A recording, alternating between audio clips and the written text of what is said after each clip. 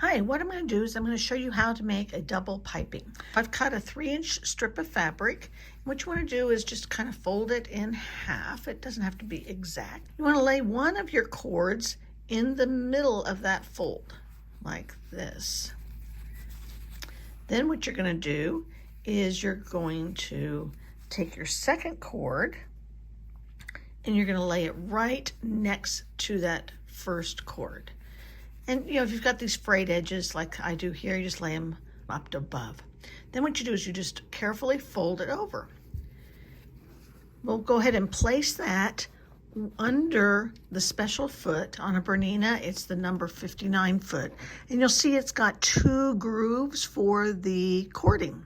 You just put that down and you just start sewing. And as you sew, you want to adjust your fabrics a little bit here, twisting and turning and putting your cording in. And you just sew. That's how easy it is. You can see here the cording that's all done and beautiful. So let me go ahead and do a little bit more here.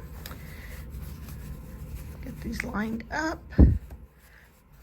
Twist and turn. With this piece, I'm using a straight grain fabric, but if you've got a lot of curves, I'd go ahead and cut fabric from the bias. That would make it much easier, but I'm just going to use this to go straight around a little bench that I'm going to reupholster. So you can see how quickly it just happens. And here we go. We've got all this beautiful double cording, double welt piping ready to go for your next upholstery project.